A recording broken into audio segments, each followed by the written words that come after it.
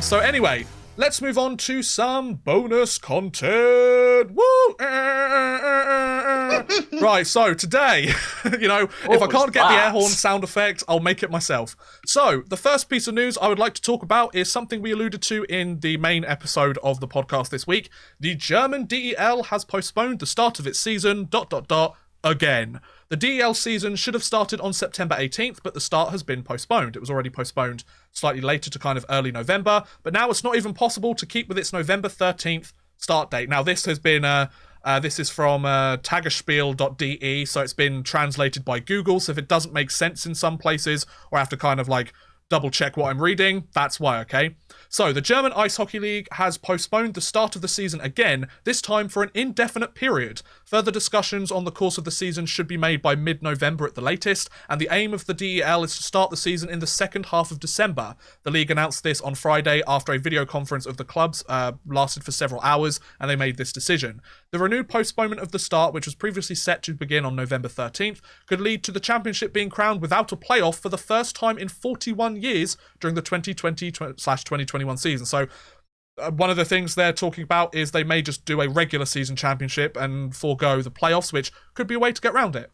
However, on Friday, 14 clubs could not give a forecast for a possible season with significantly less time than planned, because obviously they're looking to get started in about a month before this pushback, and obviously things aren't in the right place. The DL's managing director, Gernot Tript, I probably pronounced that awfully, but I gave it a go.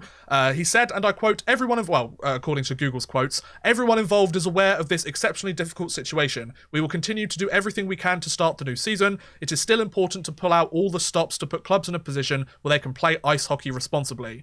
Now, according to its own statement, the league is currently missing 60 million euros in order to be able to start the season carefree despite the coronavirus, and is currently only allowing a maximum of 20% of spectators to the respective arenas. This is why the DEL recently asked for financial aid or promises from politicians. However, these did not materialise. So the DEL looks like it's in some real trouble. It's missing 60 million euros. It's only looking like it might be able to have 60% capacity. Chris, I mean, it kind of sounds like this is a bit of a rough situation for the DEL to be in, right? Yeah, and I think once you've postponed it once, I think it's then easier to postpone it again if things aren't improving. We've already seen today the Nuremberg Ice Tigers have loaned 5 players to their DEL2 side. And yeah, Marcus Weber has gone to another team as well. So we're already seeing the DEL teams kind of farming out the players to try and get them some ice time. Other news as well from 7 hours ago, so about midday our time, concerning Tim Stutzel, who was obviously taken third overall. Yes, yeah, I did hear about this. He is out for 6 to 8 weeks. He's injured his arm during a training session and he's having it operated on. So not good for the Senators there. They've drafted somebody who's now going to be out for 2 months, but fortunately that takes you to the middle of December, and he might still be able to get the back end of training camp pre-season for an NHL start in the year. Yeah, that's what I was going to say. I mean, yeah, he may have taken the injury and it sucks for him and it sucks for the Senators, but on the flip side, this is probably like the most ideal time that he could have taken an injury, because it means he should be ready to go. Now. Yeah, exactly.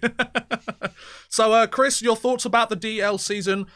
Do you think it's going to go ahead? I think is the big question that we're having now, because obviously we've seen the financial impact it's had on the DEL clubs and the league as a whole. We've seen that, according to this article, they're not going to get any sort of financial aid as of right now, so they're kind of 60 million euros in the hole. That could have a big impact on the overall quality of the game and kind of the security of the league staying for years to come.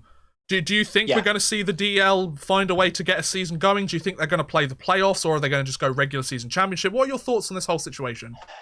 I think similarly to the Elite League, I think they're now going to try and just get something in the new year. Yeah. I think because they're going to have to try and play it, obviously, in a reduced time frame to get some kind of champion. So I don't think they're obviously going to have a full season. I think postponing it is a wise move, because if they postpone it to the middle of December, they've now got themselves time to see how everything is going to react again.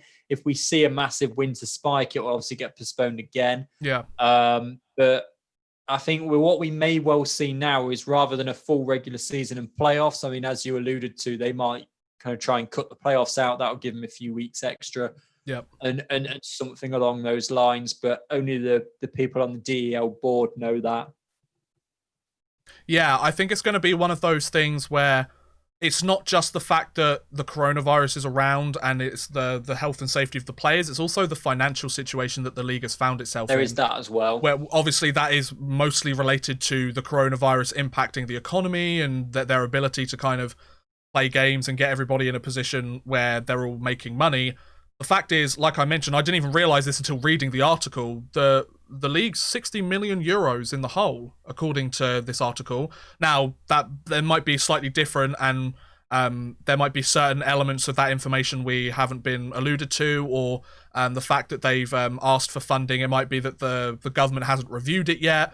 There's obviously a lot of different factors that might go into the situation that they're in, but we could see a position where financially they might be in a position where it might just make more sense for them not to play the league. Do you think that might be a scenario, Chris, where they think, we're already this much money in the hole, or we've lost this much money already, instead of kind of trying to recoup as much as we can and having to spend other money, similar to the Champions Hockey League and the things we mentioned, and kind of with the Czech League during the episode, kind of talking about, well, we could be in a situation where we have to COVID-proof everything and shovel out a load of extra money to kind of cover everything, or would it just make more sense to take the hit this year, try and get some funding next year, and see if we can come back and kind of stronger than we've ever been before, Yeah, I think, again, this brings you back in line with the Elite League here in the UK, in that at what point do you just knock it on the head and say, right, let's try and go into a bit of a limbo state, rather than trying to get a league together, make the teams all pay the players, and then them not getting the money back from it if they can't have all the spectators they need if the league has to shut again? Is it better to just go, not going to do it, let's go into limbo and try again next summer? Yeah, I think the big difference between the Elite League, obviously, and the DL is, has the Elite League ever seen £60 million in its bank account? No, I'm not suggesting that it did. No, clearly. There are similarities between the two leagues as well. Oh, no, definitely. They are a lot different. Yeah, I completely agree with that. I was just kind of like, the reason I mentioned that is because whereas there's a lot of similarities, and I think you would agree with this, and I wouldn't expect you not to, the DL is obviously a much bigger scaled operation and more ingrained in kind of the German sports culture than hockey is over here, Yeah, but what I'm saying is, do they go into limbo to stop themselves losing money in the same way that the Elite League is going into limbo to stop itself losing money? Yes, in the DEL, it's obviously a lot more money, but the situation is still the same. No, completely agree. And I think you might be right. We might find ourselves in a situation where, I mean, the German league might be thinking, well, okay, we don't have the pressures of the Champions Hockey League now. That might really help them out to be like, look, okay, because they made the decision, the DL made the decision before the Champions Hockey League did to kind of postpone their season and push it back even further. They might have done that to be like, okay, we can't compete in the Champions Hockey League, but we know it's still a factor that we need to keep in mind, so we need to keep a certain date in mind. Now that date's gone, they can go, okay, now we can just focus on our league and see where we need to go with our league. So it's going to be very interesting to see what the DL do over the next couple of weeks or so. We'll obviously keep you updated on what happens and whether the DL does go ahead. I guess let us know in the comments. Do you think the German DL is going to run this season? Do you think Stutzler's going to get healthy before the NHL season, if there is one? So many questions and very little answers from your two hosts here, but do let us know in the comments down below.